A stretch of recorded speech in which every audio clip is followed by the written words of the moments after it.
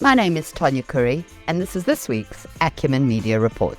It's entitled, South Africa, Extraordinary Stories. You would be forgiven if you thought you were living in an alternate galaxy this week. The news was just plain weird. Some might even say extraordinary. Good citizens of this magnificent country, you've made it. It's Friday and it's time to scratch the surface with Acumen Media. Let's start with what is bound to be the next Netflix movie in the making, Thabo Bester, the Facebook rapist. This story started last year but has been under the rug for ages. Let me unpack this story because I'm as astonished as you are by what has happened. We will have to go back 20 years to get to the beginning. That was when Bester was sentenced to life for rape and murder. 30 charges, no less.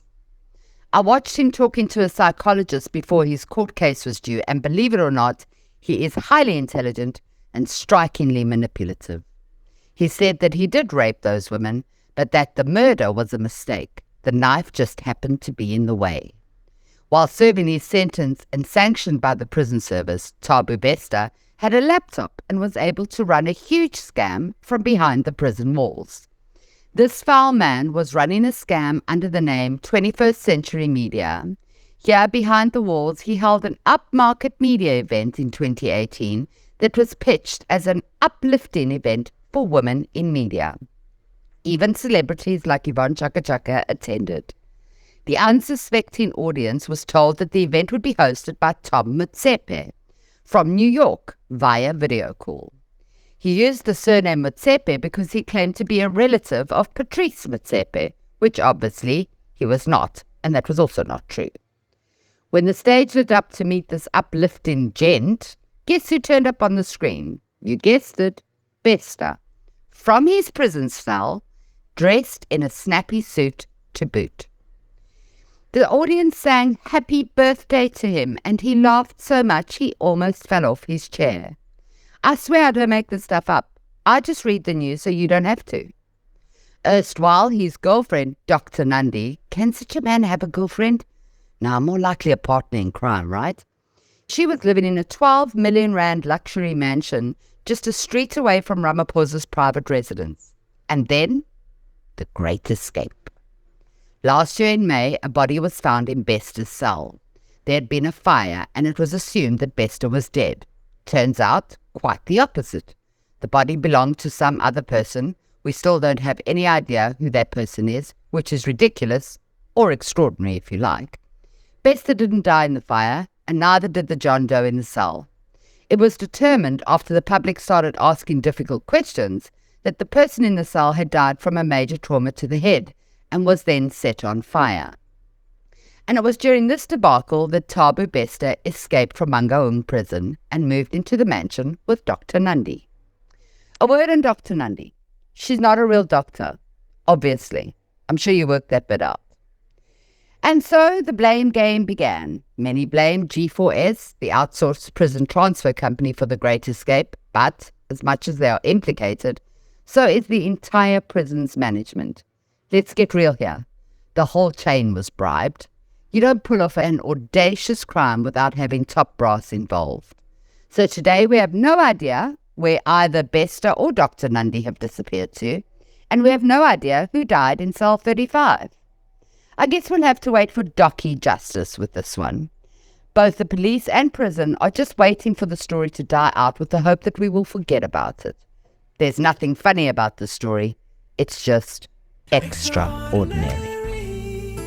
Under the rug, stories you'll forget about. I thought it might be a good idea to remind you every week of a major story that time and journalists let us forget. Whatever happened to Shepherd Bashiri? He's the guy who claimed to be a prophet and then jetted out of South Africa in an escorted plane handled by the highest powers in South Africa and Malawi. Apparently, if you dig around on the net, you'll find that a month ago he was summoned to court. Summoned. He's a criminal on the run. If he was summoned, we know where he is. Just pick him up by the collar and send him to jail. Oh wait, that doesn't work.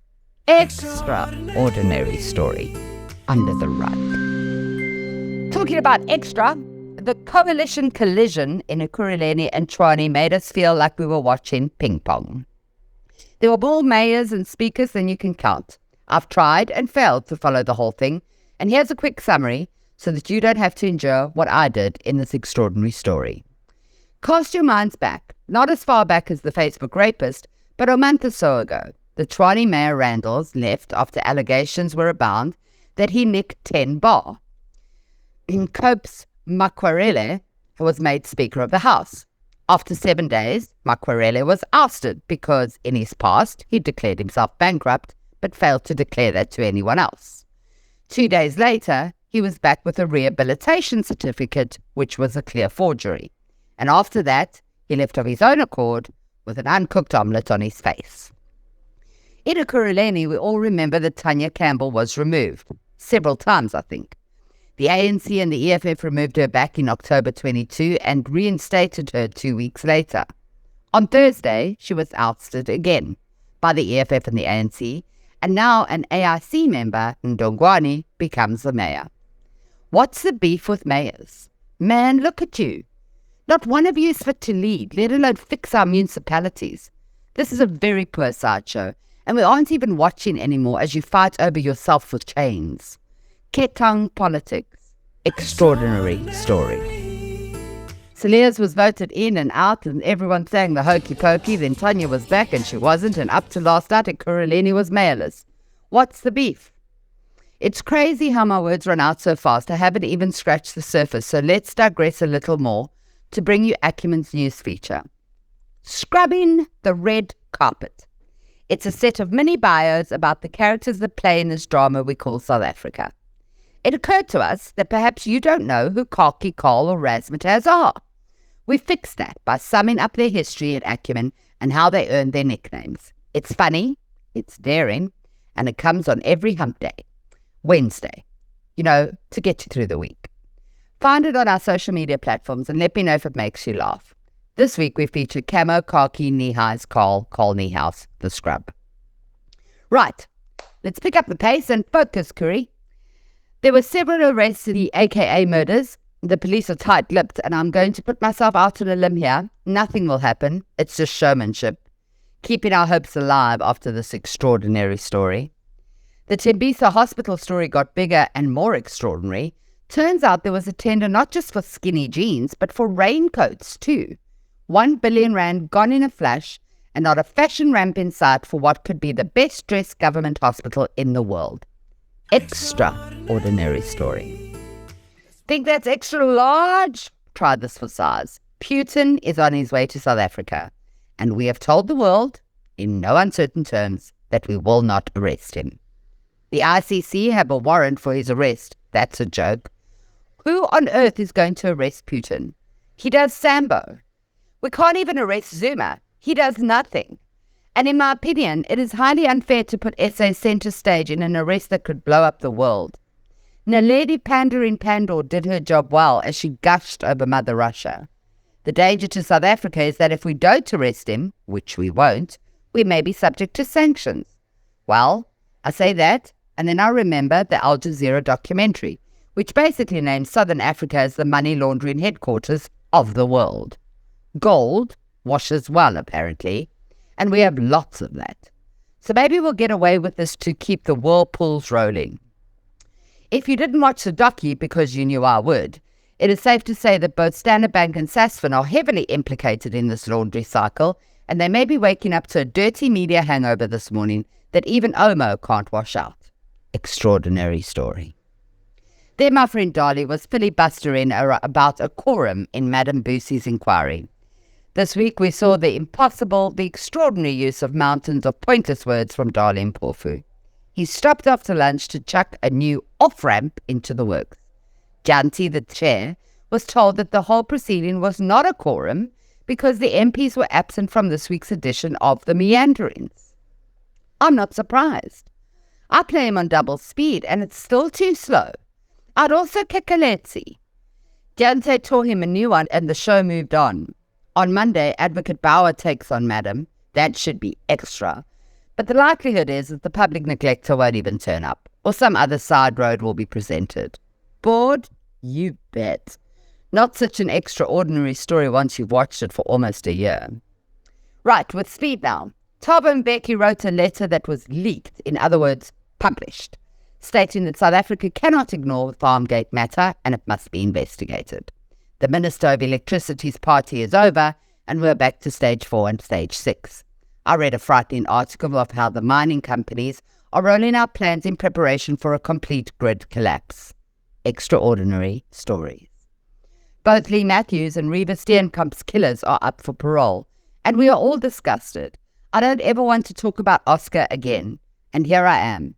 And that's all the time you're getting, gunrunner. Skunkhead Gomede's trial continues, and it's kept out of the press to such an extent that we've all noticed its absence.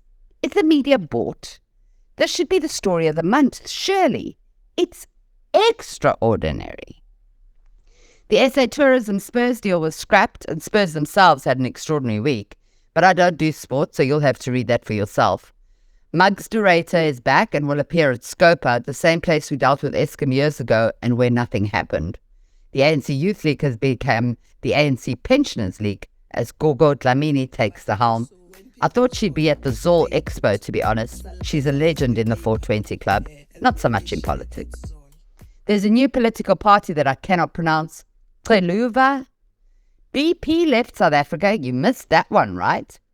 The repo rate is up. Floods are ravaging Port St. John's. And it's our 3rd anniversary of our lockdown. Are we still on level 1? Then remember the Motsi brothers? Those kids that were kidnapped? Well, Dad exited SA this week. Guess what that is? Yeah, you get it. Extraordinary story. Across the waters, an AI-generated great white shark appeared to have washed up on the beaches across the globe. But it's just a set of pictures drawn by computers, guys. Go dive. It's okay. There was the 129th mass shooting in the USA. France sees the mother of all protests. My goodness, they protest far better than we do. Charles says no partying at the coronation, and Trump has been indicted. All of which are extraordinary stories. I really feel that this report could have been funnier, but I seem to have left my sense of humor underwater as I remembered how to dive, and I've laughed so much and smiled so hard that I had to force water out of my mouth. I think I may need a refresher course, but don't tell my friends. That's it. You've scratched the surface, you've scratched the itch. Now switch off your news and go enjoy the outdoors. We have an extraordinarily beautiful country, and the long weekend is coming up. I will miss you next week, but we all deserve a break, right? Stay extra SA. I'm Tonya Curry, and thank you for scratching the surface with me.